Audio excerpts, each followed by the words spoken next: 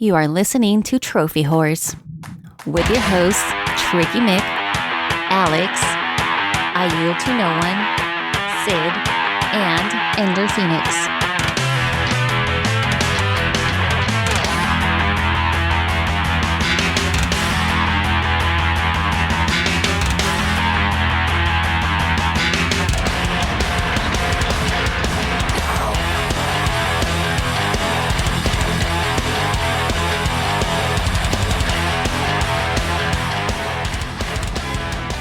Hello, everybody, and welcome to Trophy Wars. This is episode 727. I'm your host, Tricky Mick, alongside with me, the man, the myth, and the legend. It's Alex. And the man who's just stacking ultra-rare trophies. That's your boy, Alex. He brings the awesome. It's I Yield to No One. I survived the monsoon that was most of last week. And he's the man that likes to burn everything. It's Matt. Quite literally, since I bought a flamethrower I'm using on my patio.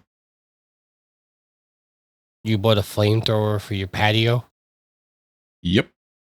Man, the bug situation up there in New Jersey must be bad if you're having to bring out the flamethrower. More specifically for the weeds and things growing between the patio pavers. The life Matt always wanted to live, in the suburbs with a flamethrower. But I'm not going to sit here and say I don't have a shit-eating grin when I'm using it. I expect you to be at least half-mast while you're using it. Let alone full. A grin. Full. Oh, yeah. Pitching a tent, definitely. Go ahead, Tricky. I just have to know, like, when you approach V and say, hey, I'm going to go to the store, I'm going to buy a flamethrower, how exactly does that conversation go? Does she just like, okay? You assume this was discussed before the purchase was made. I was going to say, this sounds like this was a, hey, look what I got. It sounds like this is asked for forgiveness, not permission. This does seem like a situation where you might want to consult a significant other before making such a purchase. No. She knows my proclivities, and therefore she leans into them as opposed to denies them, which some other people do.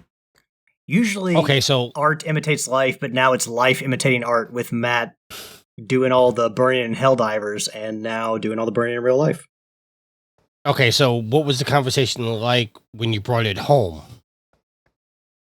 Well, it's look, I have this to burn all the weeds so I don't have to use chemicals on plants that Pyra could possibly get into.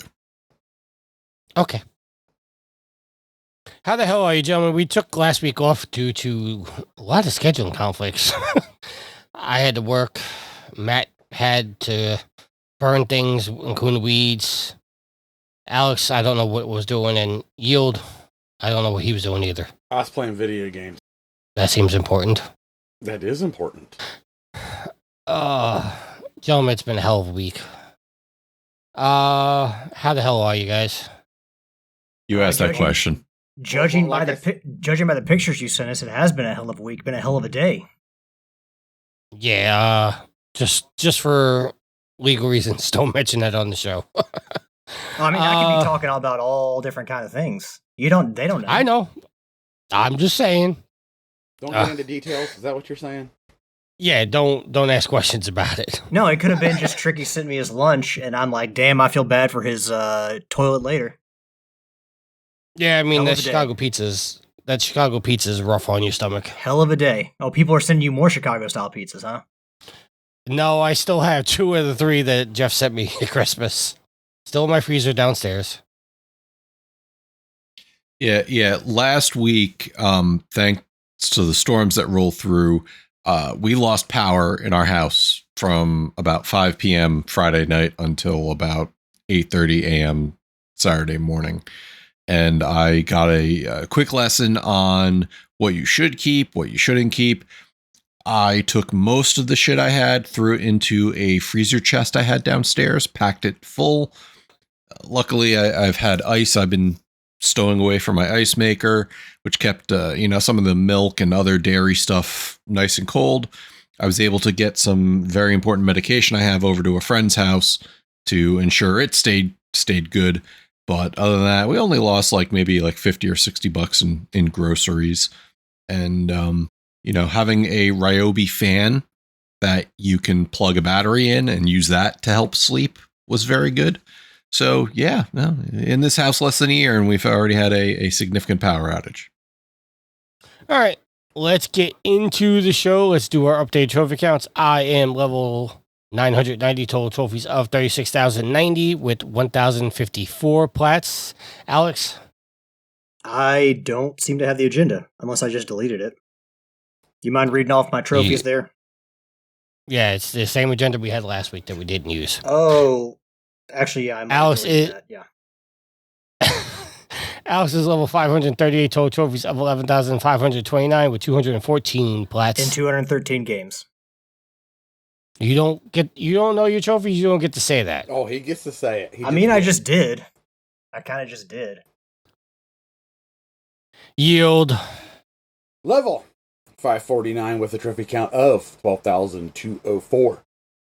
Platinum count of 233. I got a new one 2 weeks ago. Matt? I'm trying to fix Alex's access. What is it? Level 224 with 1,395 trophies and 0 plats. Did I get that right? Yes. Okay, cool. I haven't moved them in months now. And Sid is level 902 total trophies of 28,168 with 869 plats. I'm going to get to say that for a while. We have a Sophie's Trophy and we have a rarity update. Yield, are you ready with the rarity update? I am now.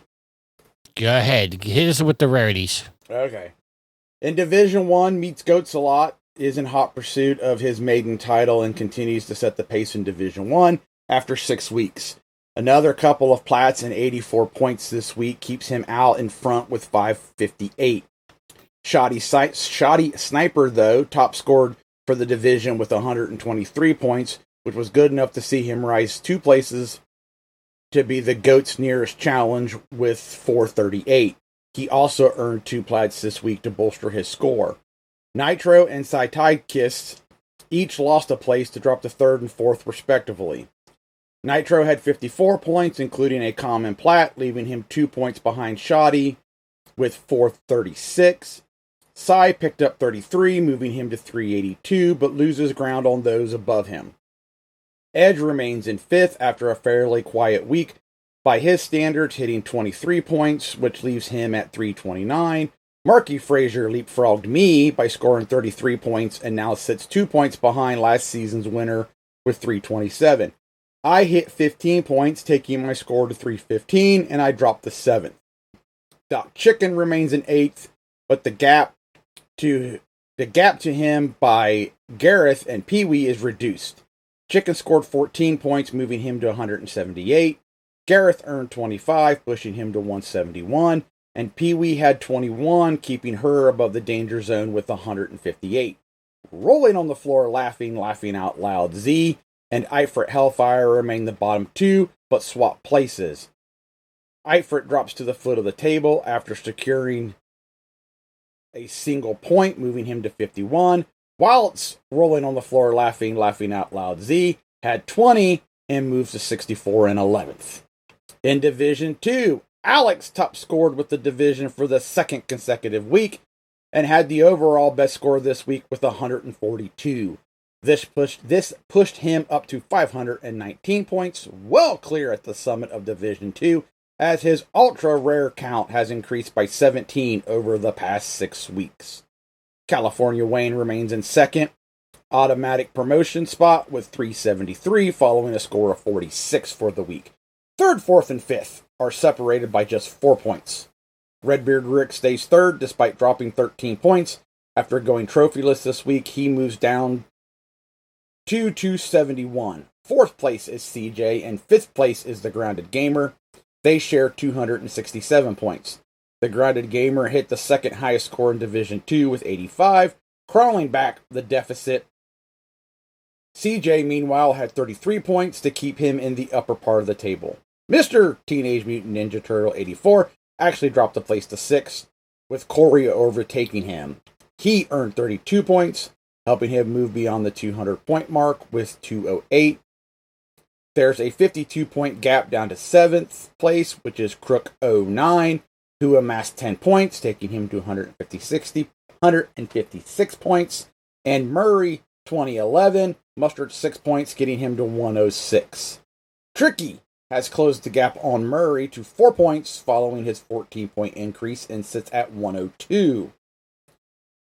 He pulled further clear of Dupes 25, who also was trophyless after a couple of good plats recently. He lost a point, taking his score back to 80. The Big Don and Dodge Williams are still the bottom two.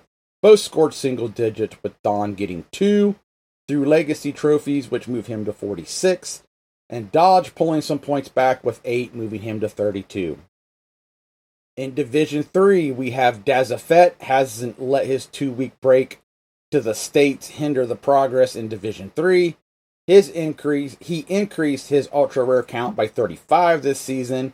He had 103 points this week and sits at the top with 233 point lead over his nearest challenger with 499 points. The nearest challenger is newcomer Shane Lizard, who had the second highest score of the week with 40 and keeps him in the second promotional spot. Duxie 14 scored 21 points, who keeps him in contention of a promotion challenge as he moves to 221. Resident Daryl, meanwhile, after a promising start, has struggled to maintain that early pace, and despite sitting in 4th spot, dropped off the leading pack. He had 8 this week, moving him to 156.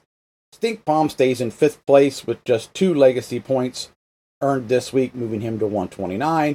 However, he is well on course to succeed his best point tally for the season if he continues. Waterfields 1 lost 6 points as some of his big walk trophies matured, resulting in some decay. This drops him down to 94.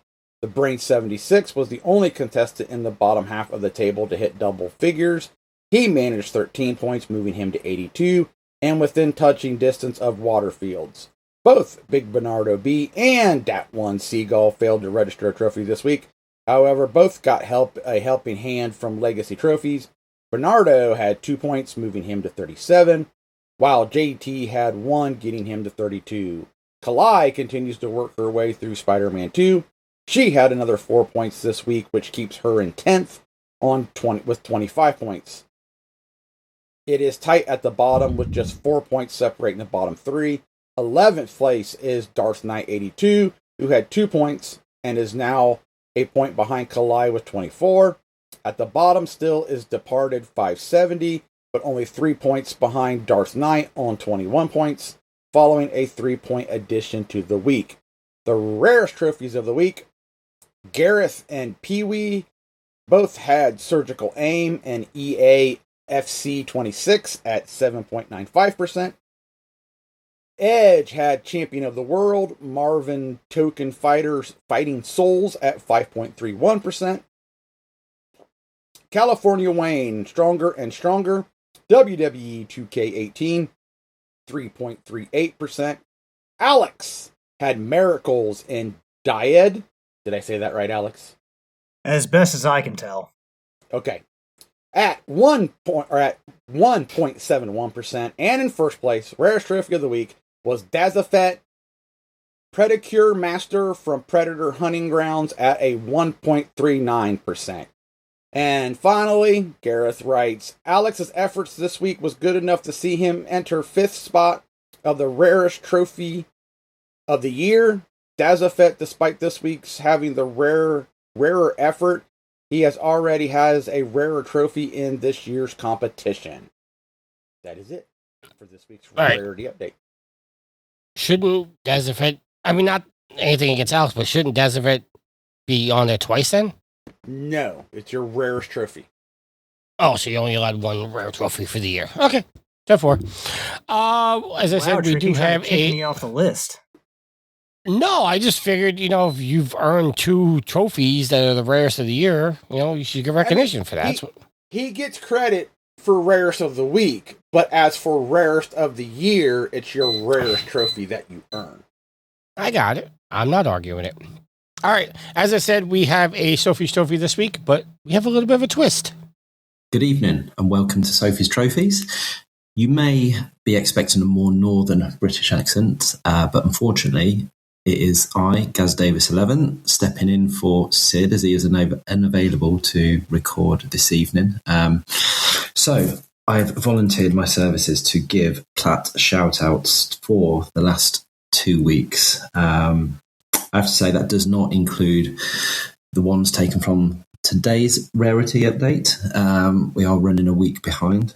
However, I will start from the beginning of August. So there's a few to get through, and I'll do it in 2 lists. So if your name's duplicated sort of halfway down, that's because it's the end of one particular week. So to start with, to kick us off, we have Shane Lizard with Mortal Kombat 1 on the PS5 with a 9.92% rarity on PSNP. So well done to Shane. Myself, can't forget myself. Disney Pixar Wall-E, PS5, 20.79% rarity, available on PS Plus Premium. Took me longer than what it should have done. Miss Goatslot coming in with 2. He had Assassin's Creed Black Flag Resynced on the PS5 at 19.32%.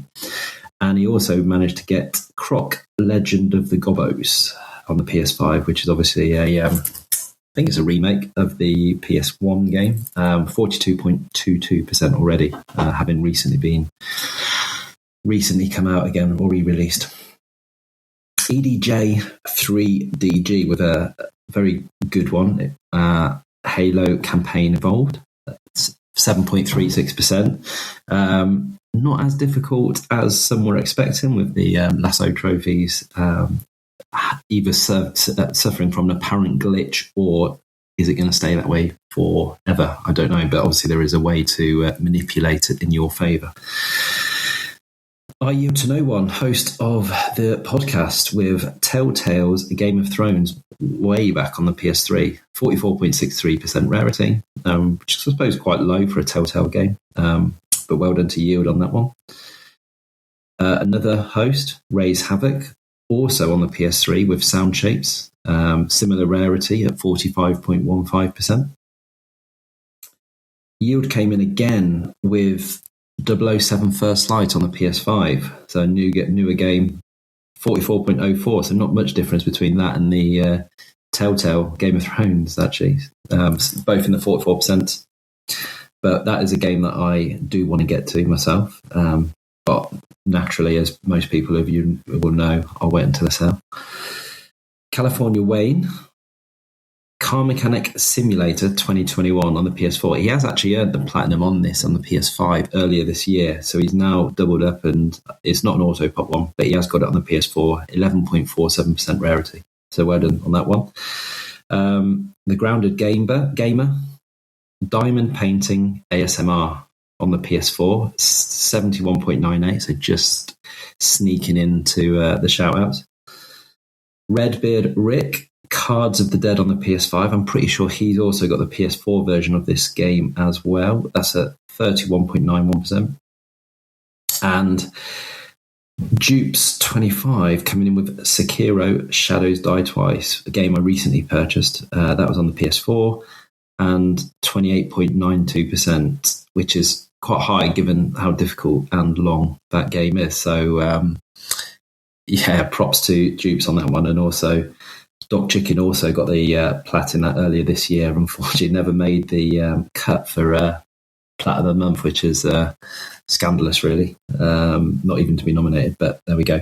So, as Sid likes to do a couple of special shout-outs for the period, I am going to shout out looking back through that. What should I do? Probably Halo for EDJ and Dupes for Sekiro are my 2 standouts on that one. And we'll move on to the following week. So this is the first week of August. So that one was last week of July. This is the first week of August. We have Duxie 14, The Walking Dead, the Telltale Definitive Series on the PS4 at 42.14%. Stink Palm coming in with Psychopath Mandatory Happiness on the PS4, 15.36%. A lot of rare trophies in that, worth 3 points. Waterfields 1 and Croco 9 had buddied up with this one, along with several other members of the TPS UK podcast group, to get the Big Walk on the PS5. At time of recording this down, that platinum stood at 4.80%. I'll be amazed if it's anywhere near that at the moment. I'll just do a quick search to see what that is currently. So it's already up at 29.99%. So oh no, sorry, tell a lie. That's the overall completion, 9.17. So it's still a very rare trophy. It's been downgraded from ultra rare to very rare, but so yeah, still lower than what I would have expected. MZ Nitro. I mean, what do you say about these two games? They've qualified based off rarity, but you've got Find in America, New England, PS5, 72.93. And one of his all-time favourites is Lust Anime Girls on the PS4, 44.16. He may even have the double stack on that. I'm pretty sure he's done something similar. But well done to him on those two. I Yield to No One, Terror of Hemosaurus on the PS4. Not a game I'm familiar with or even heard of, actually, if that matters, but fairly decent rarity at 17.86%. Pee-wee coming in with Planet of Lana on the PS5 at 34.17. I think that's a prequel. I think it's got a follow-up game to that. Is it Planet of Mana maybe? I don't know, but I'm sure there's two games as part of that series. But she achieved the platinum in that at 34.17. And finally, Dupes with another decent plat. Whilst he might well be struggling a little bit in the rarity, but not in terms of getting plats. He got Assassin's Creed Black Flag resynced on the PS5, and that at the time was 24.90 rarity. So that concludes that. In terms of games, I don't know, it's not... Yeah, what do we say? Maybe, that is two in it, really, I suppose. Assassin's Creed Black Flag resynced and Big Walk. I'd be also inclined to say Stink Palm with Psychopath Mandarin, even though I've got no idea what that is. But the fact that it's got quite a number of rare trophies, I'd say that must be fairly decent. So they would be my picks for that week. So that is Sophie's Trophies. Sid will be back with you, I would have thought, next week. But yeah, keep earning those trophies. Cheers. Bye-bye. All right. So in the editing process, we'll fix a lot of stuff that happened in the background, but Tricky lost power, so we're going to continue the show on from here. Thank you very much, Gaz, for the report outs. And now we'll just go on to what we've been playing while we figure out how to fix things in the background.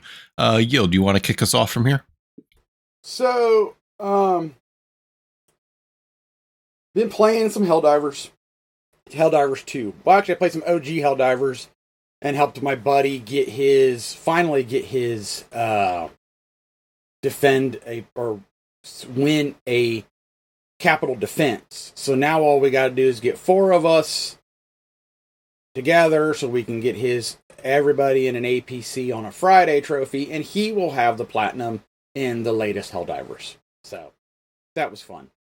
Played some Helldivers 2, helped prepare to Dire Scum, do some super credit farming, so that way he would be ready for the Warhammer Legendary Warbond, which dropped roughly a week ago from when you guys are here this episode.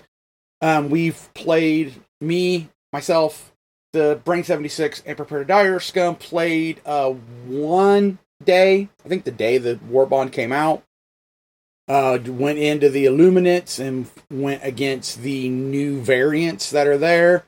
They can all go suck an egg, because... Well, the Illuminates in general can go suck an egg. That's the worst faction. Anytime they have anytime they have a major order or like a personal order that says fight the Illuminates, well, I guess I'm not playing. Yeah. But I used the bolt gun. I like the bolt gun. And I am currently saving up to get the Melt-A-Gun, because I just want to give that a whirl to see if I want to include that in my repertoire of what I use when I drop. Been playing some Roadcraft. I rolled credits on my single player save file, and then I went back and collected all of the toy cars on all the maps. And so now all I have to do is figure out how I want to get the 5,000 kilometer trophy. Do I just want to do the hook the scout to a crane and let it drive in a circle and wrap a rubber band around the controller and come back later? Or do I actually kind of want to earn it? I'm only at 38% of the way there, so it's still a long grind. So I'm kind of debating how I want to do that. I feel like there was something else I played. Played a lot of Generation Zero. Been working on that with my co-op group and solo. Really enjoying that game. I just didn't realize like how massive the map was. So there's a lot of collectibles to find. So you can't just, you could just run through the story, but you're going to have to find the collectibles for the platinum. I was able to roll credits on the Phoenix Rising DLC, and I happened to do all the side missions for that DLC. I just got to get some collectibles to have that 100%ed.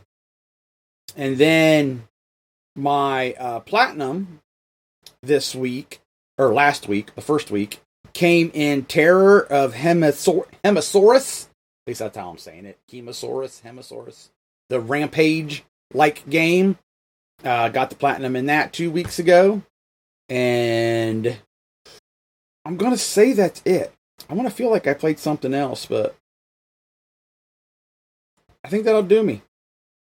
And through the magic of editing, we managed to get Tricky back, and I'm sure by now you've heard all the rarity updates and the Sophie's Trophies. But we've moved on to what we're playing, so I figure Tricky will circle back to you once Alex and I have gone. Alex? That sounds good to me. So I turned on my PS5 just to buy into the War Bond, the next legendary War Bond for Helldivers, which of course Yield said is the Warhammer one. I haven't really played around much with it. I did buy the entire first tier of items as well as the bolt gun and a few other things in the second tier, but I would defer to Yield in general to kind of discussion on that because I just haven't played any time with it. I will say that the legendary war bonds kind of have been basically they're $15 as opposed to the regular $10 ones. The premium ones are 10, legendaries are 15, and for the first two, which were the Halo one and the Killzone one, it didn't really seem like it was worth it in the end. Like a lot of everyone's favorite items or favorite war bonds were other ones and not those. So it always seems like they just kind of slapped a $5 tax on the named games or the well-known franchise war bonds. But hopefully the Warhammer one is better, even though it seems like we get fewer items from this one. But yeah, hopefully it's a better war bond because the legendary war bonds, I don't really understand at this point why they're legendary, other than they're just our established franchises. However, most of my time, or really all of my time, has been on the PlayStation 3, going back and doing my trophy cleanup, which, as we can see from the rarity update, has been doing me pretty damn well. Just kind of go through a couple things here quickly. Played Mass Effect 2, got the 3 trophies in the Arrival DLC. Mass Effect 2, obviously, a lauded game, and as someone who played it, I can concur, but that game is ugly at this point. If any game could benefit from a remake, it is Mass Effect 2. The Arrival DLC as well. Story-wise, incredibly important, especially as you move into Mass Effect 3. But for what you get, it's $7 DLC. I just wasn't a huge fan of the gameplay. So I feel like the Arrival DLC, important to the story, but gameplay-wise, it's just very disappointing. Another game that I played that still looks really good, The Walking Dead. So I had previously got the Platinum in the PS4 version of The Walking Dead Season 1. I neglected to do the 400 Days DLC, though, which essentially is, it's 5 smaller stories showing how 5 different characters converge on their own little encampment, who are later then offered to go to a larger encampment, which, of course, with the question of The Walking Dead is always, is it going to be like, what is it, Alexandria, which is typically a better community, or Terminus, where shit can go bad real quickly? So the characters have kind of that going on in their heads. I'm kind of torn on how they did this because obviously the first season of The Walking Dead was incredible. And to have this, I understand why they did 5 smaller stories all converging to show how these characters overlap.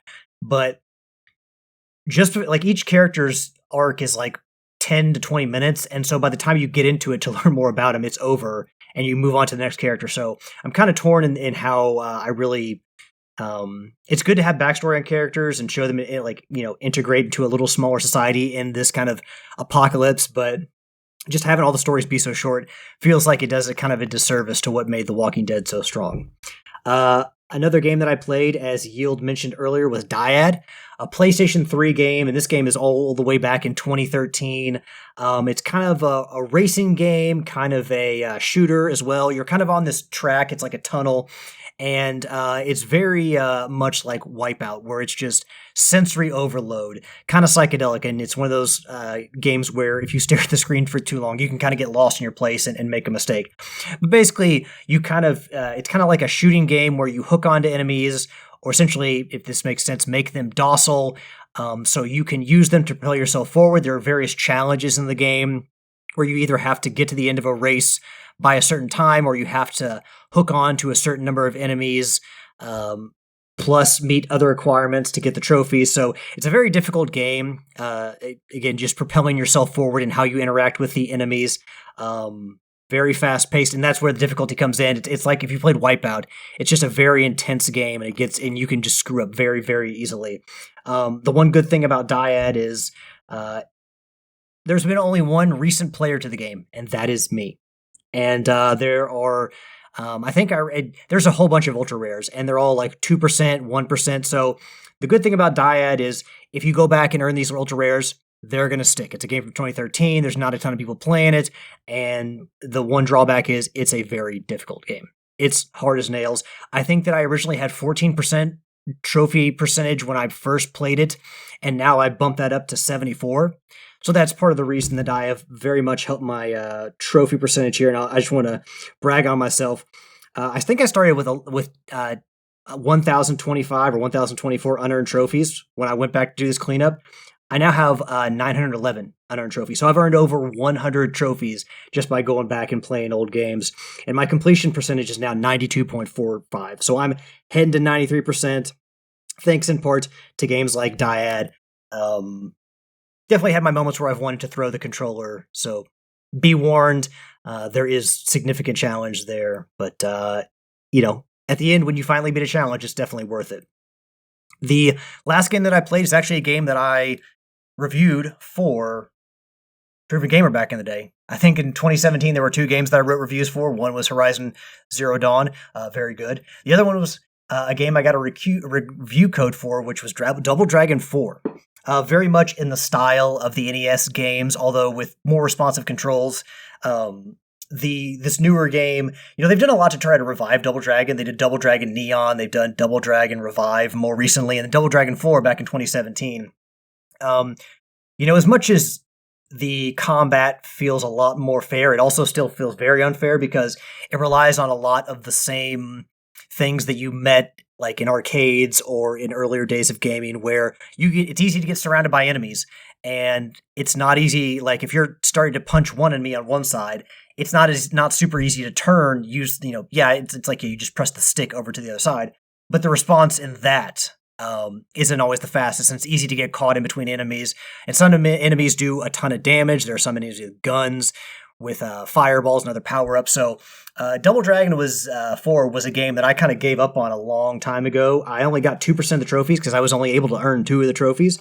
But when I went back and got the ball rolling this time, I'm up to 90% of the trophies, only missing 1.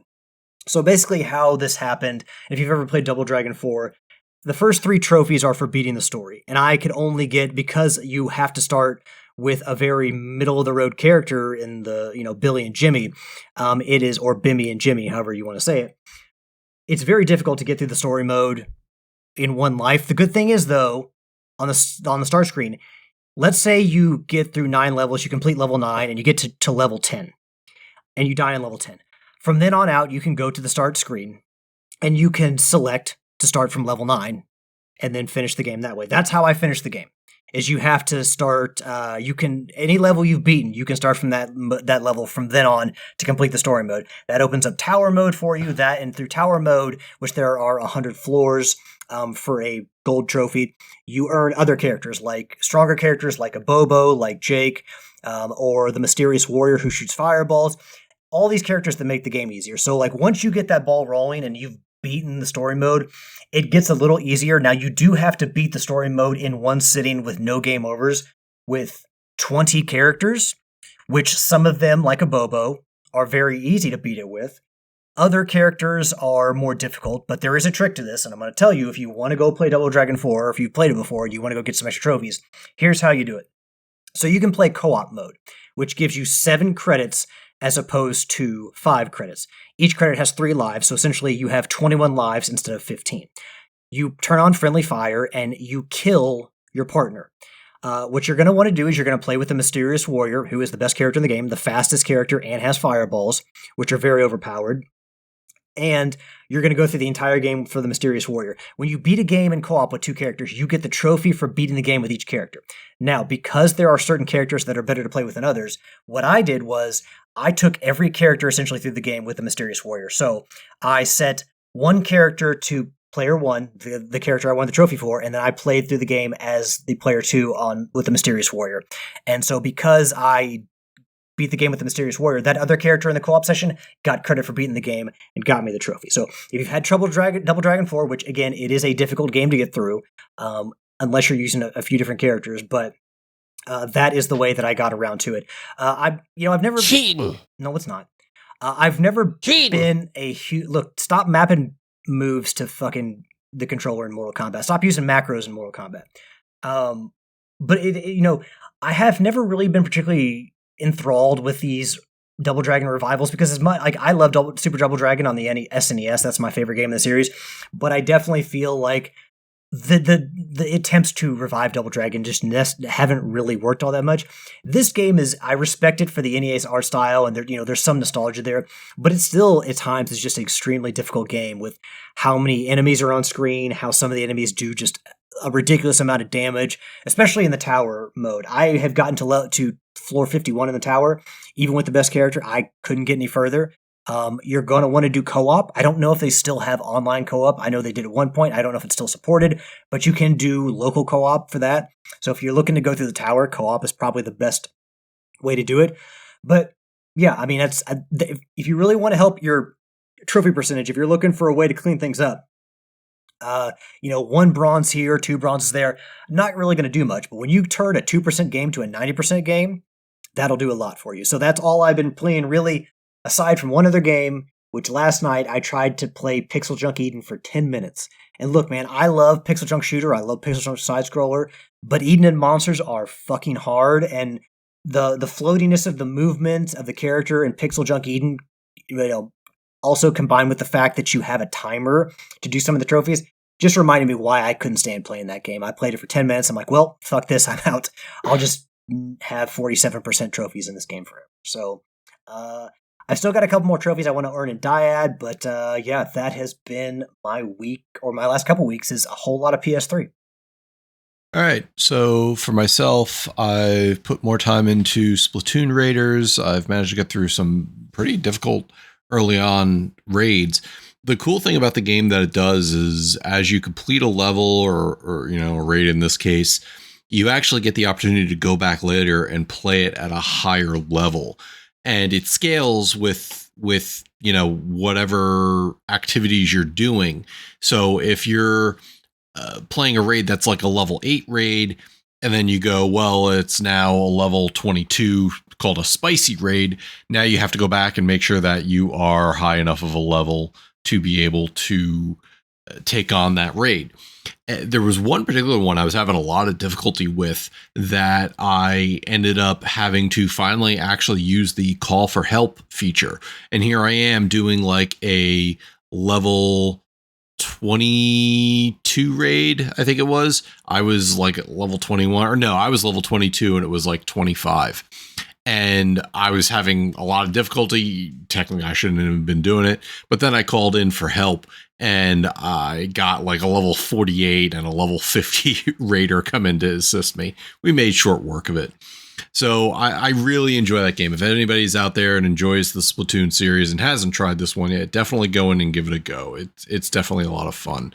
And yes, Dan, I am bringing up Nintendo. Dan is in our chat, and evidently talking Nintendo is going to get everybody worked up, which is true because they're the last bastion of physical media prowess and really care about us as players. So just putting that out there. No, they don't. Are they really though? They don't. They Are they are. really though? Because they're giving you a code with a thing with a code, so they're not really. No, they doing give you a game key card, which allows you to download it regardless whatever system it is, not tied to any account, meaning that you can actually go in and sell that back. Can't do that with Sony's new strategy. Also, I have started, and Dan, you're going to like this, I've started a first-time playthrough of Mass Effect 2. I've never played Mass Effect 2 before, so I'm going in on the Mass Effect Legendary series. And I go in and I have this grand idea. If you don't know the series, you've got moral choices, meaning you could do good choices or bad choices, and not even like good choices or bad choices, just like kind of like lawful or they call it renegade. You can be a bad guy or you could be a bad actor. And I'm like, yeah, I'm going to go in. I'm going to choose renegade. Oh, Tali needs my help? Absolutely. I'll do anything for Tali. I'll help you out. So I am going through that, and I've heard it's the best one, so therefore I'm thinking it'll definitely stick. But I've just started it. I'm only like about 2 hours in, and I'm having fun with it. I chose the Infiltrator class, which is kind of like a stealth-based guy, but he has an Incinerate ability, which I've already been putting to use. So I'm burning enemies alive in front of me. So I gotta ask you, because of my comments earlier, is the Legendary Edition, was that like remastered in any way? I think so. I think it was updated. It was, again, just a remaster, not a remake. It wasn't super like complex as to what they did. It's just they put all 3 original games into one package, and now it's called the Legendary Edition. Dan says it is updated. Well, Dan, if you could just let me know in the chat what it is, because I never played the original 2 or 3. He says better coat of paint. That makes sense. It does look good. Unfortunately, on the PC, there is an issue where it incorrectly shows the resolution. So I'm playing like on a 4K TV, and it's stuck at like this 1168 by 760 resolution. It looks really weird. And unfortunately, EA has said, fuck it, we know about it, we're not going to patch it. And as a result, I had to go into the INI files and actually change the resolution in the files and make them work right. So got that done. Game looks great on a 4K TV. And like I said, I'm playing through that. I did put some time into the Gears of War E-Day multiplayer beta. This was me and my buddy Eric, where we were going in and trying out the new Horde mode. And they've got a couple different things that they're doing this time. Before, in the earlier games, you'd play Horde mode, you just drop into a map and you have to set up your defenses and survive 50 waves. This new style Horde mode is a setup where you actually can do like missions leading up to the Horde mode. So go recover this item or go take out this high priority target. And as you work through the map, you could do different side missions. You could engage just on the main mission. And then finally you get to a point where, okay, now it's time for Horde mode. You have to set up defense in an area and actually try to defend against, I think it's like 10 waves. And once you're done, that's not it. Now you have to wait for the King Ravens to come in, that's their helicopters, to actually extract you and your team. So very much the same as old Horde modes. You net kills, which gets you points. You could use those points to buy new weapons or create new defenses.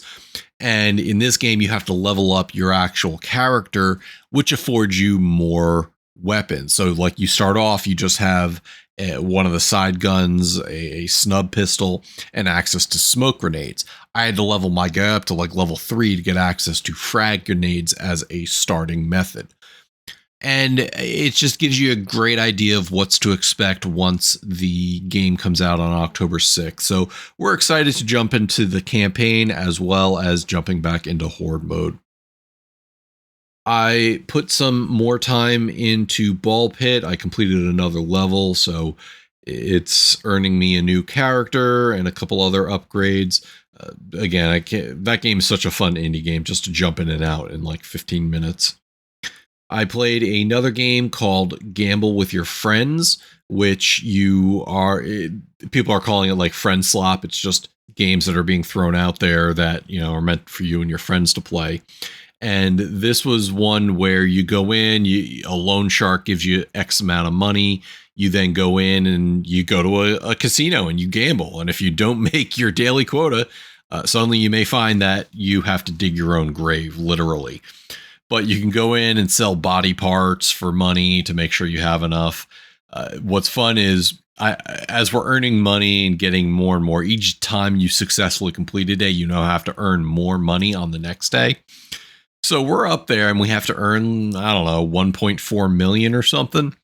And my friends, especially my friend Stebbs, he's in there playing blackjack and he's hitting minimum bets and I'm sneaking up over his shoulder and I'm hitting like maximum bets, which he's now betting like 700,000 on a game of blackjack, and he suddenly doesn't know why he's losing so much. So yeah, it's just a funny thing I do in the game. I also has started time with the Doom: The Dark Ages Revelations DLC, which is a lot of fun. It's basically takes away your shield at the beginning of the game, and you now have to use this new spear as part of the game mechanics. Still early on in that, got to play more of that to be able to do it.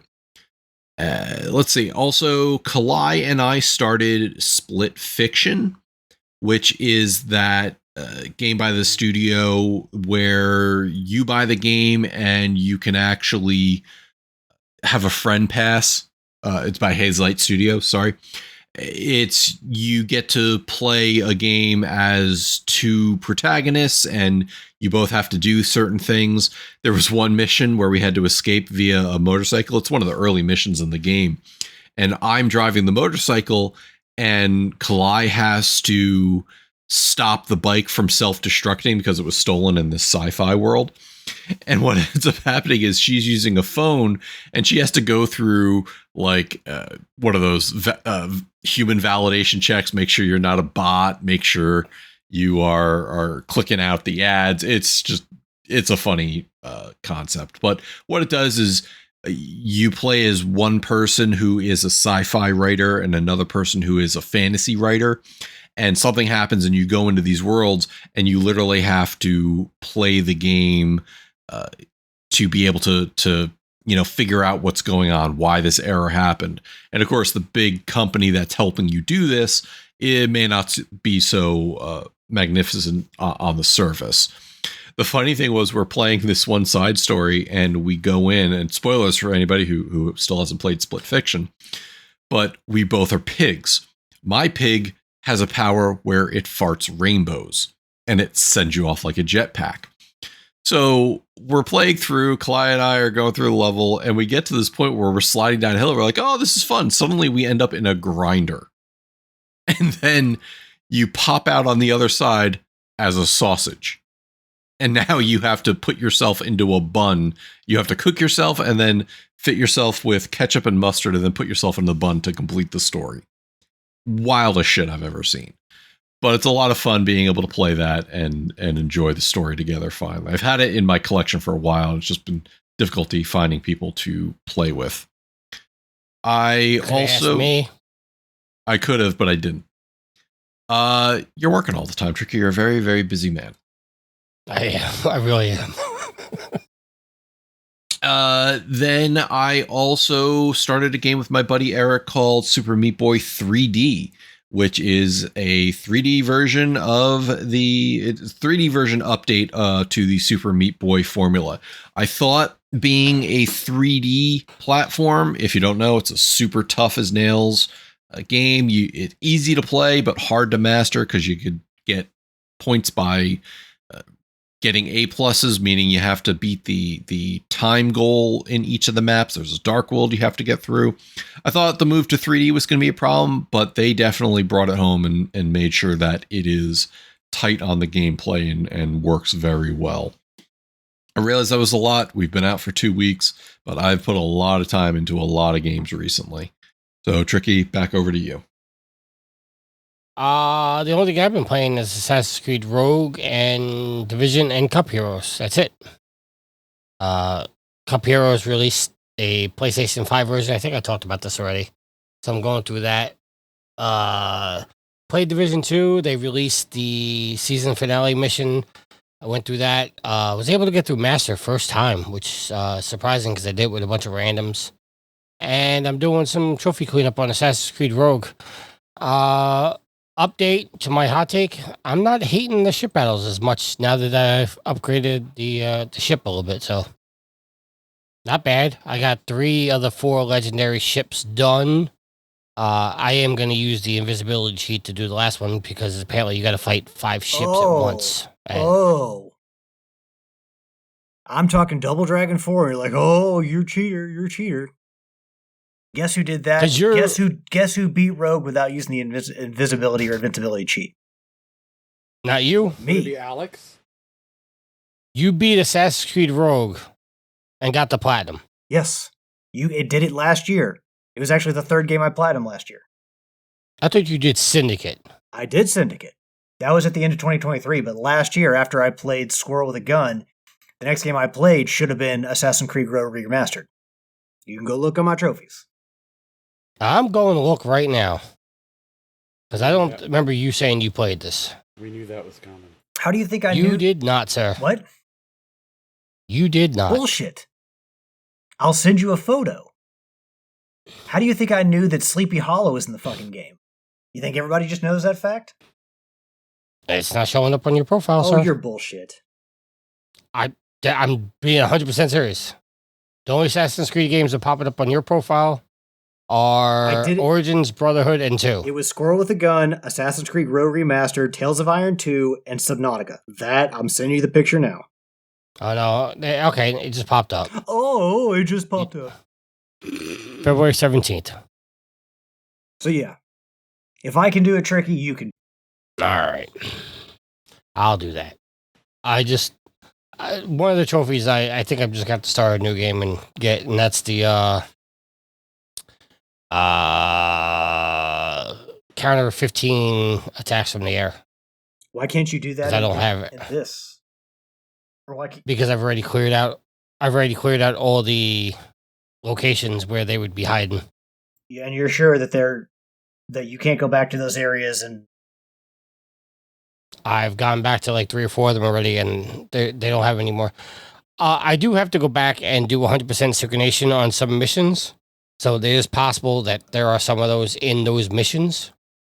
So I'm not going to start a new game until I get every other trophy but that one. Yeah. Because I got to do... Let's see. What do I got to do? I got to loot 20 ship convoys, which is becoming a problem because they're not always spawning. I have to counter 20 smoke bombs successfully using a gas mask, that's not going to be a problem. 20 loot camps, fully upgrade to Morgan, which I only have like 2 more upgrades to do. Complete all the renovations, which I only have like 3 more to do. And then I have to do the 100% synchronization in all the missions. And I have all the trophies. So I'm working my way through. At this time, I'm going to throw it back over to Matt for our topics.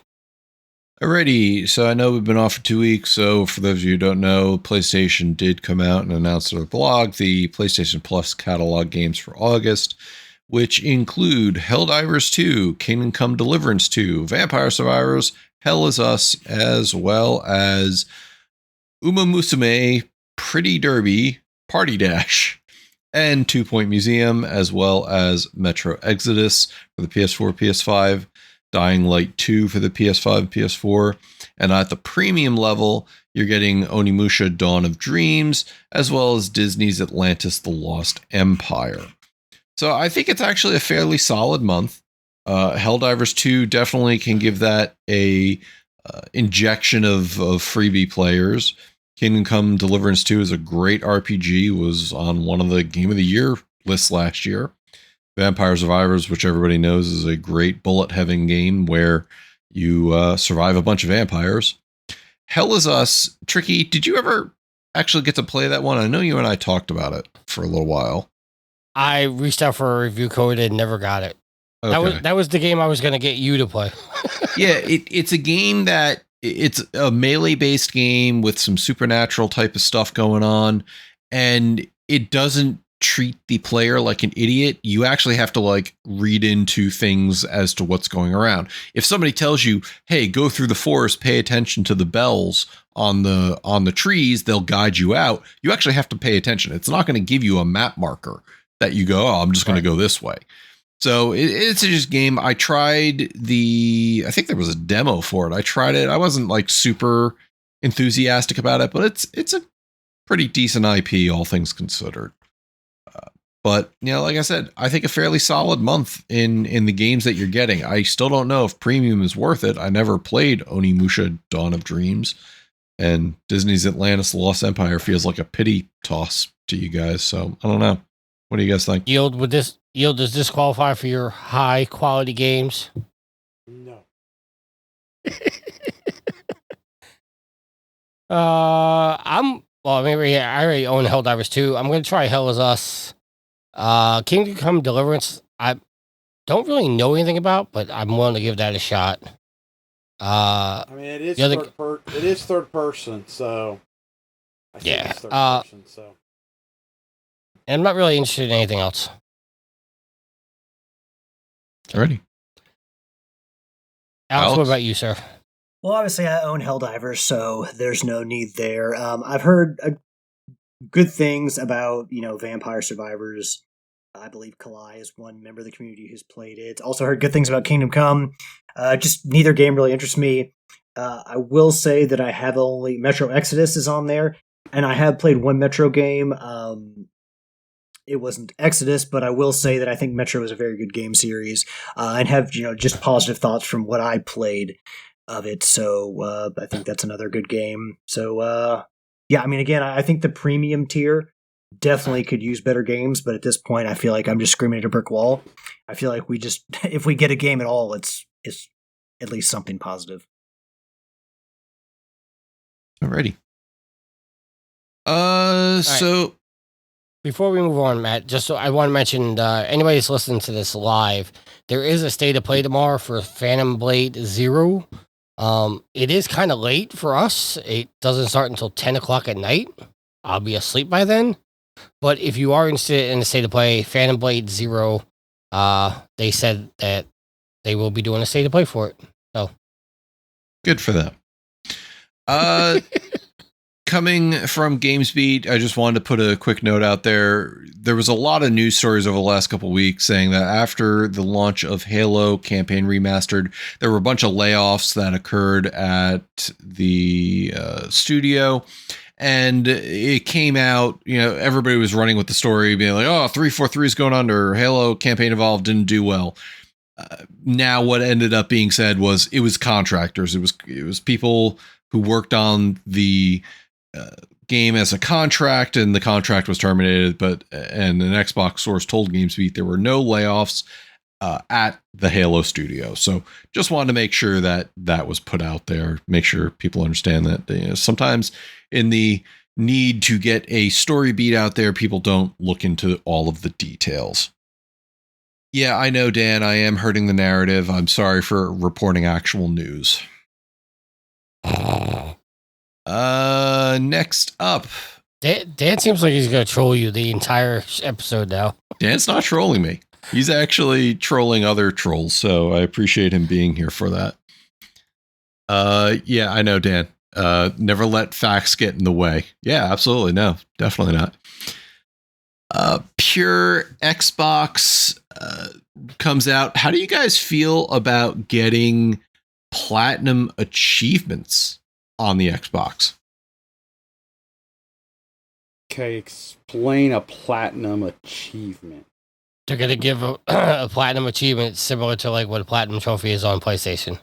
Once you get all the other achievements, they're going to give you a platinum achievement. Oh, okay. Well, good for them. So basically, this comes from a tweet where a random person named Brandon said, "When are you going to solve the platinum trophy equivalent with achievements?" And Aisha Sharma responds back, "Team is working on something for later this year." So it doesn't get any more official from the horse's mouth that it seems like there are platinum achievements coming to Xbox. Is that going to sway you guys into getting into Project E? I can't even finish that statement. You lost it halfway through there, man. I could not finish. Do you think this is going to sway anybody into getting into the Xbox? No. Not at all. Make a good try. You know what? And I'm going to say something, and it's going to sound trolly, and I honestly don't feel it that way, but it feels like they're trying to copy Sony at this point. And I just don't see the point. Like, if you've gone this long without some kind of a platinum achievement, why put it in there now? I don't know. It's truly puzzling that this is a concern to them.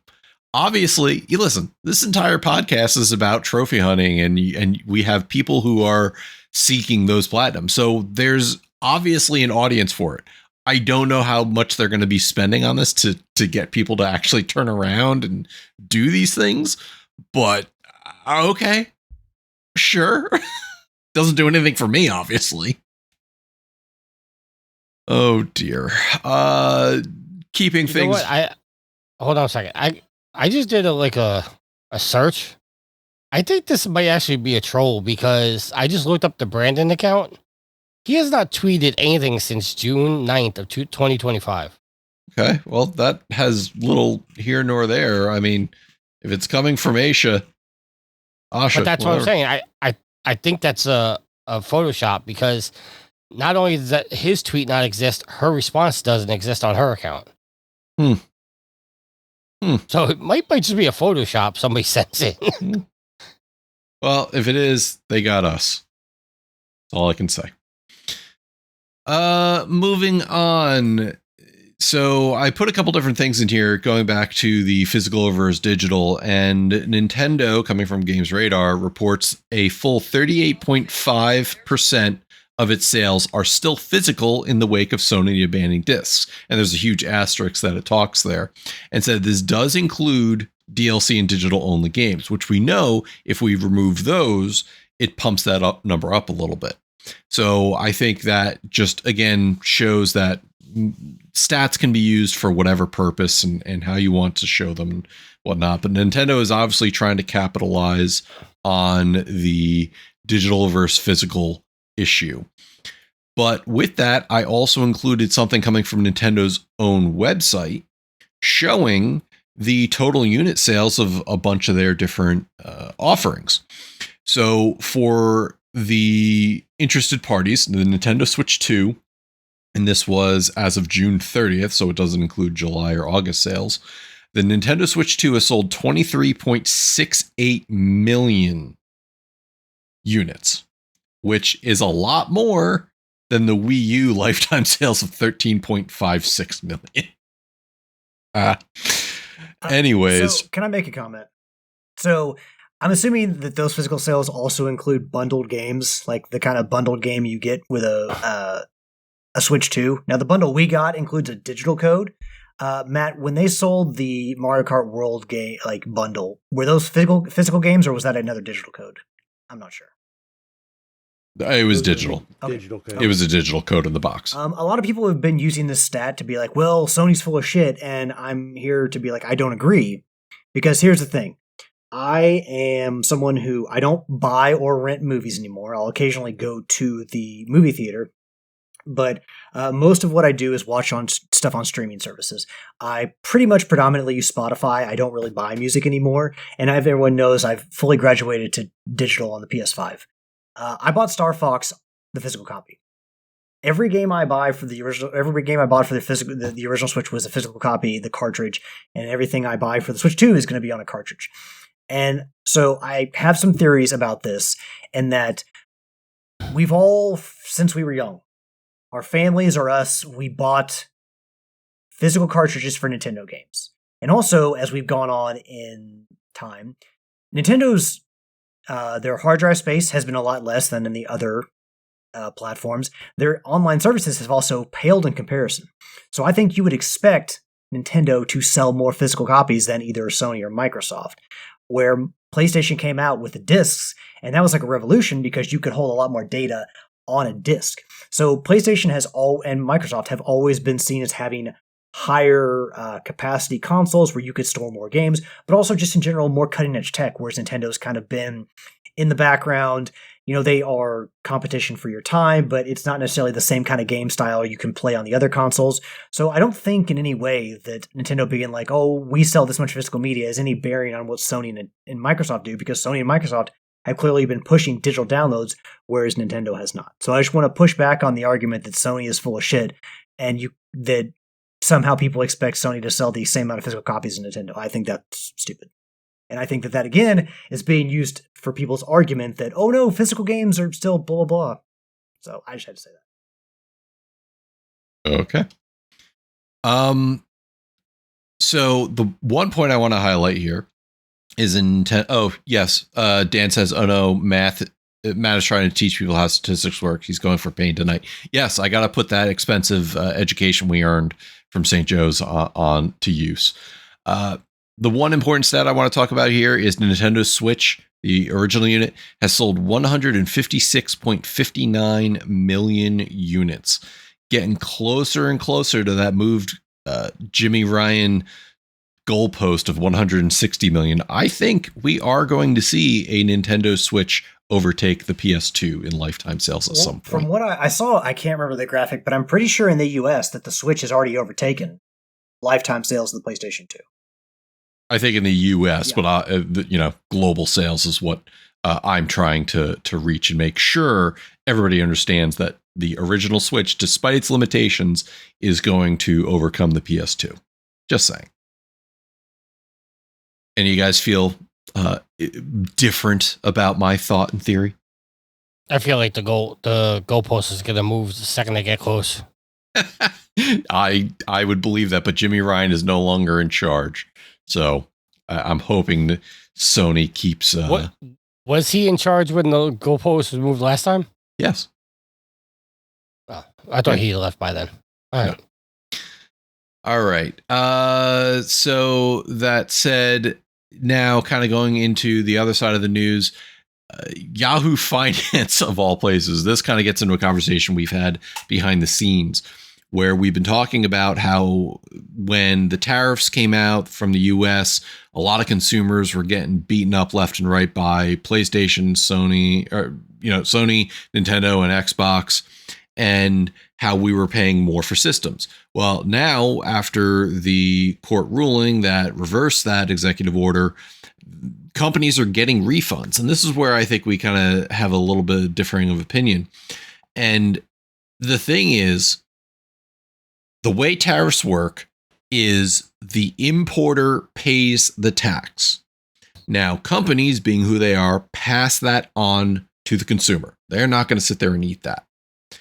So who ultimately is owed a refund? Well, if the company is paying the tax and the government is paying the refund to the government is paying the refund to the company, that's where I sit down and say, okay, that company probably owes consumers the tax or a refund.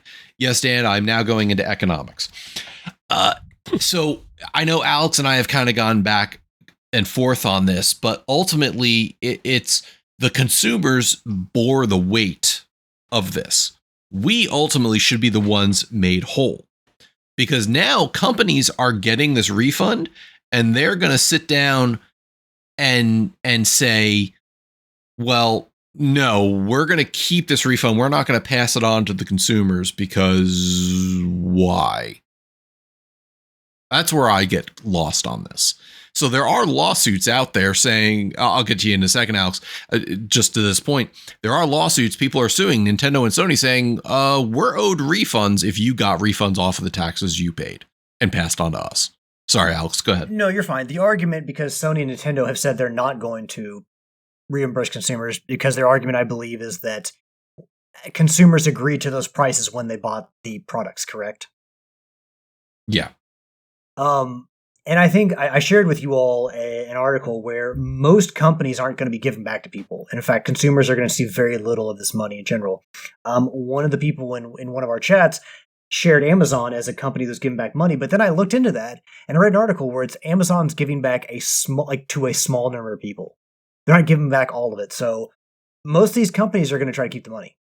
Even companies that are giving back money are only given a small amount. So, I mean, you can argue that if, the companies weren't charged this, and the consumers were, I can understand how someone would be like, well, the consumers need the money back. My issue is more with where all this shit started. Like, I can't be mad at the companies when this shit didn't start with them. And I guess I don't need to go any further with that because we all know where it fucking started. But, yeah, I can understand why people would think that they're owed a refund, but the problem is the legal system's not finding that. As far as I have seen, in most cases, it's going to rule in favor of the companies. Am I wrong about that? I don't know where the legal side has stood. I just know that the companies have taken the position, because it is a logistical nightmare, to be honest. I'm sure there would have to be levels of saying, well, now you have to prove you purchased something at the time of the cost increase. And truly, like, are these consoles, it's not like games in particular have seen the increase at the same time. I know Nintendo obviously has increased games to $80. Microsoft backed off on a couple of those, but I look at it and go, the cost of the consoles, the cost of hardware definitely has gone up. And is that the company saying, well, it's the tariffs doing it, or is it the ongoing RAM and storage crisis? They can pinpoint, they can put the finger on all these other things and say, well, we actually didn't increase our cost of tariffs, but there's still profit and loss statements showing that they paid these tariffs on these imports and people bore the brunt because it got passed on to the individual. So that's where I sit down and I go, are people owed the money? I believe so. Are they going to get it? I honestly don't think they'll ever see a dime. I mean, these companies can argue and say that they didn't increase the prices through tariffs, and that negates them right there. Now, do I believe we paid the price for the tariffs? Yes. But all companies got to do is say, no, we increased it, like Matt just said. We increased it because the rise in RAM cost. And it negates any argument right there. Well, this didn't affect digital game sales or like subscription services, right? I don't think it did, but I remember there was a conversation saying that that may be included. I don't think that was ever like fully fleshed out or anything like that. But I mean, like when I bought, any game that I've bought like full price has been, it's not like the price jumped up, it was like $70, or it was, Astrobot on sale for less than that, but like Saros and Ghost of Yote, they cost me $70 when I bought it digitally. So yeah, but $70 is the standard price that's now. my point. For digital, right? I haven't paid anything beyond the standard pricing for games, and we all got our at least I got my PlayStation years ago, so it didn't affect that. And we know the cost of the Switch 2 is going up, and I recently bought a Switch 2, so I avoided that price increase. So I mean, some of us weren't affected, I feel like. Dan says it did apply to digital also. Okay, well, if it did, I didn't notice it. Yeah, I don't want to sound like I'm defending anybody here, but I get people's arguments that they're due refunds because of the tariffs, but in reality, we're never going to get them. And these companies, regardless of who it is, they all have ways of manipulating the stuff to, prove that, oh, well, no, we didn't raise our prices because of tariffs. Dan says it was for overseas published games. All right. Yeah, I think that if you're going to be mad, and obviously I know that people piled on Sony, and I understand it, but I think if you're going to be mad at everybody. Be mad at Nintendo. Be mad at the government. Be mad at the legal system that is favoring the companies. Be mad at every single thing. Don't just be like, look, Sony's evil. No, I mean, there's a lot of bad actors going around. So if you feel like you are owed money, which I understand, it's a lot of these companies. It's not just one. This is what companies do. They make money, and this is another way they can make money. So it's everybody. I think if Sony came out and I say Sony, but I mean any of the big three. I think if Sony came out and said, hey, listen, we're going to credit everybody $20 on the PSN or whatever the case may be, I think that may negate some of the anger, but I don't see that happening. It's no. But I think that's something that should do. It's not going to anger it. It's not going to negate any anger because people are so pissed about them doing away with physical media that it's not going to do anything at this point, realistically. I'm talking about the anger of not getting the refund for the tariffs. Yeah, but see, I don't think the anger about that is large. I think that there are some people who are mad about it, but like I just said, I didn't even notice. Like, a lot of my gaming has been going back and playing older games. I bought a few new games. I played through a subscription service. I haven't noticed an uptick in individual things that I've purchased. So a lot of people like me probably don't even care. And I don't care. I don't think I'm owed a refund, to be honest with you. So, and if you do, then that's fine. But I think that the anger over this issue is a lot less than you think it is. Right. Yield, you've been kind of quiet about all this. What are your thoughts? I don't have anything to say on it. What about a refund? You think you're due a refund? You're not going to get it. It doesn't matter if I think you're going to get or do one. You're not going to get one from the tariffs. It's all been fake promises from all the way up to all the way down. Should we? Probably, but at the same token, how are you going to? You're going to have to prove some kind of a purchase that you only bought one copy instead of going, well, I bought 50 copies. I need 50 refunds. So, yeah, you're not going to get it. It's going to be the people who paid into the tariffs that will get the refunds. Alrighty, and Dan's comment is, but the consumer was never going to pay the tariffs, only the other countries. Discussion over. Yeah, we're not going to get too much deeper into that. Next story, guess what? Y'all are going to get an extended look at Grand Theft Auto 6 on Netflix on August 27th. Because now you have to pay to get an extended look for a premium game coming later this year. How long until that's on YouTube? 20 minutes. Over with. 20 minutes. Anyway, just be on the lookout for that. And finally, before we move on to listener questions, by now you'll probably have all seen there is a new sticker being sold or put on new PlayStation 5 consoles, and it's just basically noting the tweet that's saying on January 2028, newly released games on PlayStation will be available for purchase on the PlayStation Store and retailers in digital format only. So, not only did PlayStation have to take the 8K 60 FPS sticker off, but they now had to put a new one on, warning everybody about the digital only future they're seeing. So guess what? There is no coming back from this. Sony is not going to make a last minute U-turn and say, okay, we're sorry, we'll make physical games available. So there you go, folks. Hope you enjoy your digital future, especially you will. Enjoy the increase in prices of your physical collection that this is causing. One thing I will say is that, again, we need clarity. Is this Sony? Does this also include Ubisoft and EA and all these other companies? Because I think if it's just PlayStation published games, the uproar and the furor isn't as bad. But I think we deserve clarity. Like, what does this mean for the? I said the same thing. No, I mean, we brought it up like a month ago when it was initially announced. We brought that up, and we still have no clarity. is this all of the game makers or is it just Sony? I know, look, none of these companies want us to own any games, right?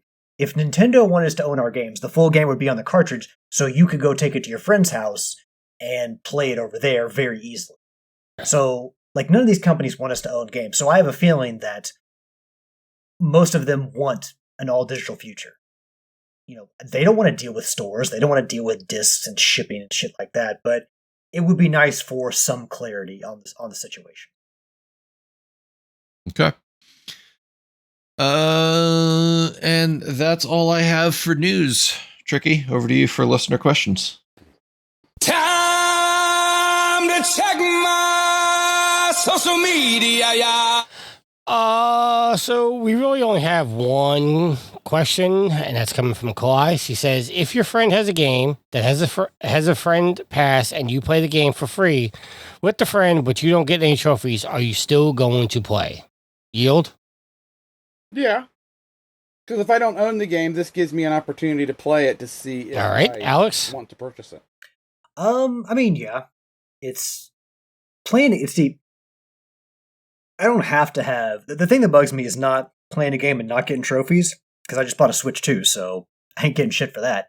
But it's when I do play a game and earn a trophy, then I go into completionist mode and I gotta get what I can. So playing games without trophies is no issue for me. It's just a lot of times I play on the PlayStation 3 or on the PlayStation family of consoles, and trophies are a mandate now. So, but yeah, no, I'll still play a game without trophies. That's fine. Matt, I'll switch it to you about Steam achievements. Yeah, this comes because as Kalai is playing Split Fiction with me, she realized I'm getting achievements and she's not, since she's playing via the friend pass. So Right. Obviously, yeah, I don't care. So it doesn't matter to me. Well, look at that. Like, that's the value. Like, they will let you play the game for free, but heaven forbid you earn achievements or trophies or whatever, Like, that's the thing they hold back, not the game itself. Kalai, I would play the game, but in reality, I'd probably just buy the game so I get the trophies too. But you still need to help me with Overcooked Turkey.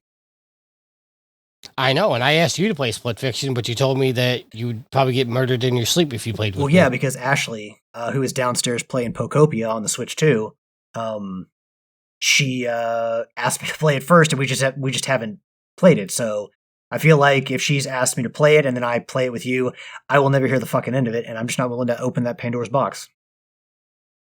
Yeah, how long ago did she ask you? I mean, when the game came out. Smart man. Because I think there's a statute of limitations, like, Doesn't matter. No, I mean, no, there's not. Look, no. No, there is not. Don't listen I never to do. No, I mean, Alex, at don't one listen point to I was him. going to buy her it as a gift so we could play together, but something else came up and I bought her something else because it's something she would have rather had, and just talks of playing it died down. Now, if you know anything, or if you've listened to the show long enough, you know that we played It Takes Two together, and man, did that lead to some interesting family game nights, because yeah, same reason why you're asking me to play Overcooked. oh yeah, no, we tried to play Overcooked. Same thing it's happened. worse than trying to play Mario Party. Like Mario Party, you understand, like, okay, you're going to screw me over, that's fine. But when you're working cooperatively on things and it doesn't go well, or one person, when people are struggling to meet in the middle, that's just like, the bells start to toll, and we put out the 10-bell salute. Me and Sweet Mama D are slowly working our way through It Takes Two. Yeah, no, so I mean, like, Split Fiction was one of those things where we intended to play, but we just never have. But again, trust me, man, if I'm like, yeah, I'm going to play Split Fiction with Tricky, like, the look I'm going to get, I might as well go out and start funeral planning today. Statute of limitations, digging. I think, is a year. She's asked you over a year ago. You can play with me. Yeah, I'm not going to take my chances. Because you're do you want me to? You're on the end of a phone call. She is in the same bedroom and currently downstairs. So I gotta come home from work and deal with that every day. So I'm, no offense, but I'm much more willing to disappoint you than her. Also, it gives you a chance for you and Sweet Mama D to play together. That's who you should be playing with in the first place. She doesn't want to play Split Fiction. Is it because you suck? No, she's just not interested in the game. I just asked Ashley in real time if can Alex play Split Fiction with me. Let's see if she answers. Tricky, don't skip the other comment we have. Okay. The other question was, Will, do you think ... Never mind, I already know the answer. Yeah, because it had something to do with digital versus physical. Yeah, Will wants to continue to make it seem like we aren't advocating for physical capabilities for gamers, but that's okay. Will is making a killing off of this announcement, off of his collection, because he's a filthy reseller selling things on eBay and therefore making more money. Just remember, that is realized gain, and IRS should probably get involved, just like they do with all the OnlyFans people. However, you're not going to have to worry about that in your digital only future. So, make what you can now and make sure that you report all the earnings to IRS, and in the future, you don't have to worry about that. So that's all I wanted to say about that. And also, as time goes on, your collection is going to get more and more, rarer, and the prices are going to go up, and you're going to be able to sell your games for a lot more in the future. Yeah, which makes sure that gets reported to IRS, so that way that can get taxed. I did want to go into one other thing, Tricky. We do have a comment on our Spotify play. I didn't look, but go ahead, hit us with it. So my buddy Stebbs writes in, and this is going back into everybody saying that they were right about Xbox.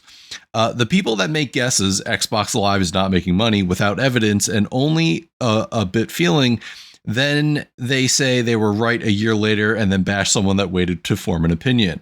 Are the very same people that fill the bathtub to the very top, get in, and then wonder why the floor got wet. Oh, that's weird. I didn't pee or nothing. Wonder why that's happened.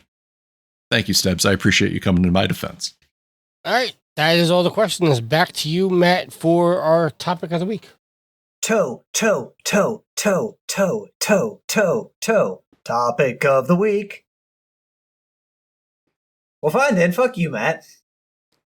But this week, it's a special fuck you to the Microsoft from Doom devs. So basically, we all know that the id Studio lost a number of developers over the past couple weeks due to the ongoing changes at Microsoft. And coming from IGN, written by Michael Kripe. I know I hate doing this, guys, but wow. It is an IGN article. Basically, wow. There is a programmer, Chris Hayes, took aim, and they said, basically, Microsoft doesn't fundamentally understand art. It's hard to make a game that is AAA. That's like we've done before with half the people. And by hard, I mean impossible. It's hard to make a game when the entire departments are gutted, that you need entire disciplines that are gone. So I paired this up with another article that came from The Guardian saying, and this is something that I think, we all have said for a while, written by Keith Stewart, the games industry's obsession with visual fidelity is costing them money and talent. And he goes in and says, last week, Aisha Sharma, the new head of Xbox, laid out her vision for the future of consoles. Interestingly, the two titles she picked out as potential areas of growth were Minecraft and Candy Crush Saga. But you laugh, Yield, but you know how much money those two games... I know. Yes, I am well aware of the money they make. I think we have said it, and Joe Priestley has definitely said this multiple times, that people are trying to make games that are so photorealistic that it's increasing the development time. It's making games take much longer to develop, which makes it take much more money to make. Plus, it takes the extra time that you're paying people, plus the tools and everything else that go into it. Now you've got AAA games that are trying to reach certain levels of high fidelity. It's costing the company extra money just to do it. And you have a Doom dev out here being like, yeah, they're cutting our entire departments out, so therefore we can't make the games that we want to make. And I go back and I sit down and I say, I get it. And you're seeing it with Grand Theft Auto 6, how, good that game looks. But, it wasn't too long ago that we're all sitting there playing in blocky heaven, trying to just carjack people and beat prostitutes. Silent Hill, very good old days. Silent Hill made its good old entire purpose, its entire character off of a graphical limitation that they implemented to make the game playable, and that's the fog. So they didn't have to have draw distances and slow down the system. Creative developers will make fun games. They will make games that may not look the best, but play and are fun, and people will love regardless. Look at some of the most popular games today. Just said it, Minecraft. Not exactly graphically great, but I get what the dev is saying. If you lose entire teams, it makes it impossible to make a game. But then you have indie developers out there making games that sell, millions and are enjoying it. What is it? What's the game that just came out? Mecha Chameleon, I think, just sold like 20 million copies. They just crossed. And that game is certainly not a graphically intense game.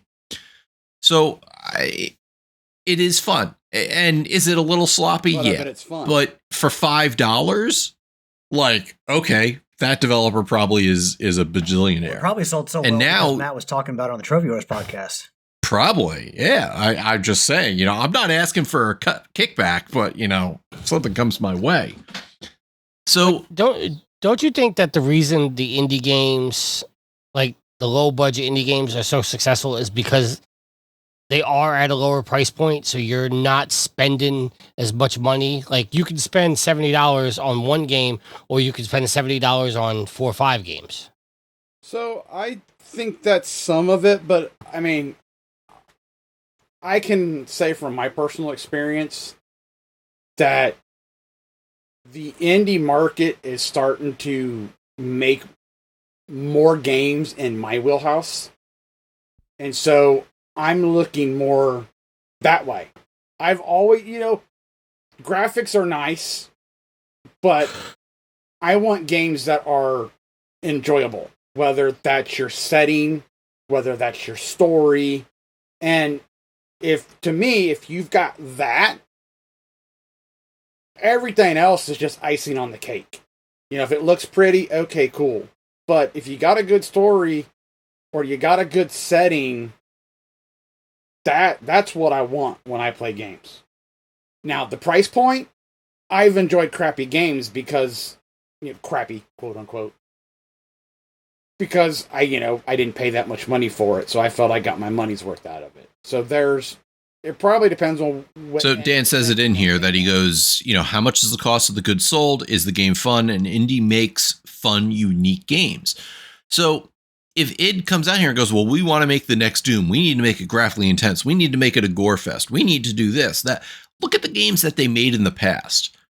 They weren't exactly the highest level of graphic fidelity, but they were able to make them, and they pumped out Doom, Doom 2, Doom, the final chapter. Like, they were able to put games out multiple times in a row over over a short period of time. Now you had Doom Eternal, which came out you had Doom 2016, then Doom Eternal, which I think was 2020, and then Doom the Dark Ages 2025, a 5-year, cycle. And Dan says people still play and buy Doom, OG Doom. That's because they want to see if it'll play on pregnancy tests and, the Penguin Zero. You don't have to make a game that is super graphically, intense. And the reason they charge $60, $70 is because of the time and development effort. Whereas indie people put out a game, maybe they developed in a year. It's fun. They can put it out there for $5 and go, yeah, that's good. And they sell a bajillion copies and they make a couple 100,000 off of a game that took them a year. So, there's sides to both of this where, don't nuke teams because now you can't make the game, but also maybe your game doesn't need to be what you think it is to sell. I mean, no. Look at Microsoft and Bethesda specifically. I mean, we've heard that there is potentially an outrageous cost to make Gears of War E-Day, which the game may be good, but I can't imagine spending that much money to make a game. And then Elder Scrolls 6. Like, how many times... The joke has been around for at least a decade now. Like, Elder Scrolls 5 Skyrim is on every fucking thing conceivable, including, kitchen hardware. But like, I mean, you look at Bethesda, how much time have they been given to make Elder Scrolls 6? So there's a couple instances of Microsoft just dumping money into big games that, you can see with GTA, where GTA is going to make that money back. With Elder Scrolls 6, considering how well Skyrim sold and how it sold on many platforms and numerous generations, it probably will sell really well. But Microsoft, is you've got these complaints from the developers, but there's an example of, unless that they could have gotten Elder Scrolls 6 out, sooner if they had more people, Microsoft has given them the time to make that fucking game. So, I mean, I get it. Like Bethesda, here's the thing. Bethesda sold to Microsoft. Okay, they agreed to be bought by Microsoft. What the fuck did you think was going to happen? Like, legitimately. Like, you were selling off your independence to have an overlord in return for financial backing. So, for people at Bethesda to be angry, it's like, well, could you not have seen this coming? Like, you know how this shit works. I think the people complaining aren't the ones who made the decision. They didn't make the deal. I get that. But I don't know. It's, I understand. I can see that where, cutting staff is obviously not preferable and you would want to not lose so many people, but it's happening all over the place. Like, layoffs are just recently part of the game, so maybe you should refocus, as we've seen ballooning budgets, maybe publishers, developers, everybody needs to refocus and come up with more sustainable goals and not just shoot for the fucking moon. Can these dev teams, are they completely told what to do by Microsoft, or do they have a choice in what they make? Yeah, you probably have to put out Elder Scrolls 6, but can you also put out smaller games as well? Like, does it always have to be a AAA or quadruple A game that you put out? Can there not be more focus at every single level? Better planning, better financial planning at every single level of a game company? I think that, if you were at that level, it wasn't out of it was out of your hands. Maybe, you could have tried jumping the ship sooner. I don't know. That's the only thing I can think of is like, where this is going. Maybe you try to set yourself up somewhere else. Otherwise, your thought is maybe I'm the one who won't be cut. Well, I mean, it's hard to, if you've been somewhere for a while, it's hard to leave a more stable situation to say, go start a new development team or be part of an up and coming team. So, I mean, I get that,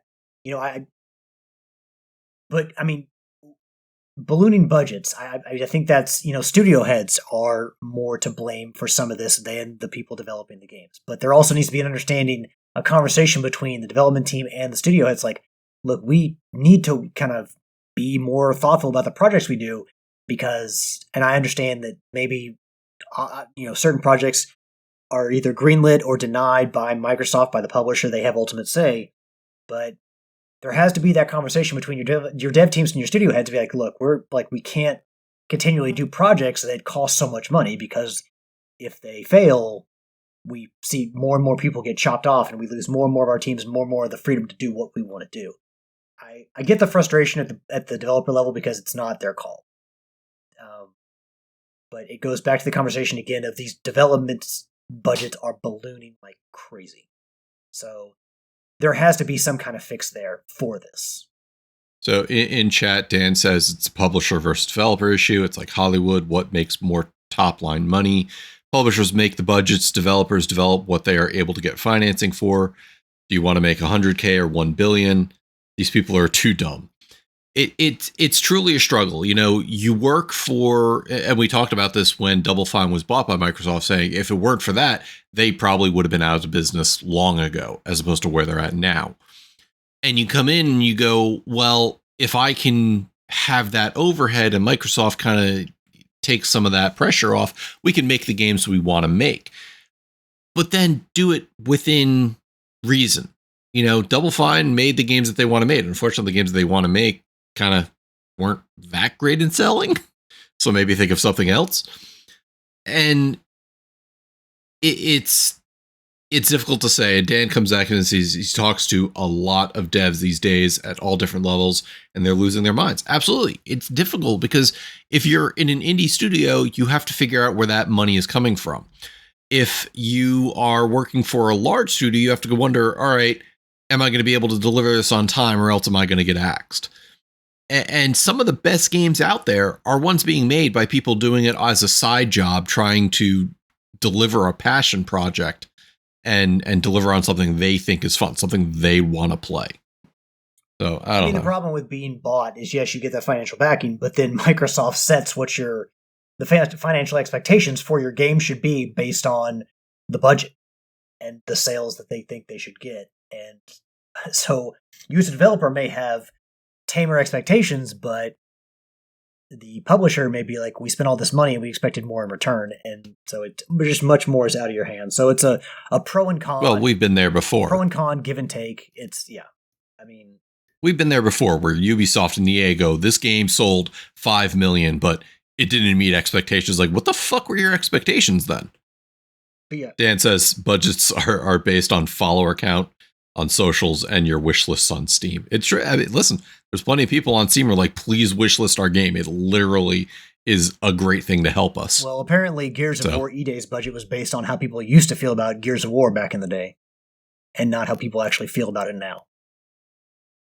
Yeah, but they also come out and said we're aiming for an experience back when Gears of War was actually good. Yeah, but no battle passes, no microtransactions. Again, you could spend a lot less money and still make a really good game. You could, yes. I think that for me, when it comes to a smorgasbord of gaming, the buffet of gaming that we have, the best, most satisfying meal you can have is a mixture of a few AAA games and then smaller games in between those AAA games. AAA gaming is a lot of money. It's expensive, but you can still have a rewarding experience with smaller, more easily digestible games. $20 games, maybe $40 games. So to me, the plate is best served with that. You have smaller games, you have a few larger games, and I think that's the best for not only your wallet, but just your gaming experience. Just constantly jumping from AAA experience to AAA experience, has kind of given the industry the delusion that those are the best games to have.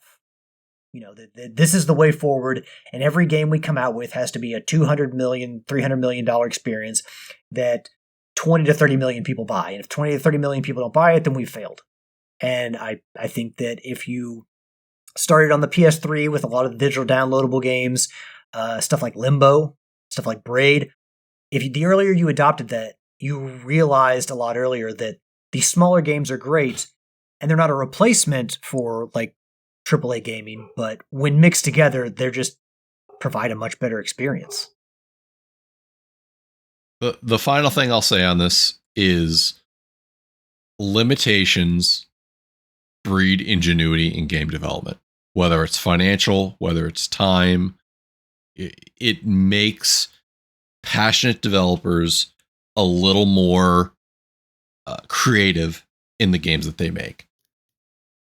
Dan says a lot of indie devs were pissed at Hollow Knight Silk Song's price. Yeah, well, proved it worked. Yeah, but unfortunately, Matt, ingenuity these days when it comes to publishers is sequels. Yeah, well, that's where indies come in. But Tricky, Yield, you guys have been quiet on this. I'll toss it back to you if you want to shut it down or move on or whatever. I mean, you guys have pretty much said everything I wanted to say, so. But, Alex, I do have an update on Split Fiction with me and you. Oh, yeah. No, I have an update, too, you son of a bitch. Alex, she says, Alex will play with me, so I guess why not? Because I asked her if you could play with me. See, she texted me. She gave you the green light. She texted me and she said, play Split Fiction with Mike, I guess, since she won't play with me, which I fucking told you was the response that she had.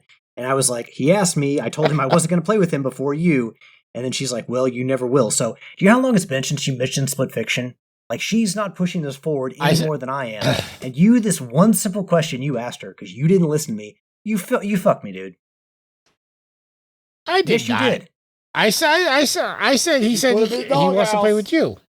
I said he said he can't play with me because you asked because you want to play with him. You should have never asked the question. She said okay. You shouldn't have opened that box. She was downstairs playing Pokopia. She was fine. She found Kyogre. Yeah. She was having a good old time, and then you just had to open that box. What's Kyogre? How do you not know what Kyogre is? Got a Pokemon? Now you done made her mad. I don't play Pokemon. Your daughter does. Or did. No, she stopped playing like 3 years ago. Yeah, update there. Should have listened to me, Tricky.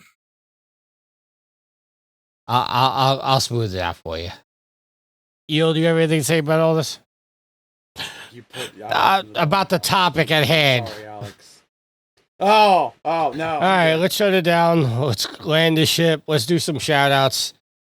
Alex, I'll let you go first. Well, first off, I want to send a twerp you to Tricky for open his dang mouth. Talk about landing this ship. Landed like he landed the fighter jet on the aircraft carrier in Top Gun. Give a shout out to the listeners, the fans, the fuel to the fire, the trophy whores. Thank you all very much for your support. Good to hear Dan in the chat. Give a shout out to all our listeners. You guys are awesome. Thank you for continuing to propel us forward.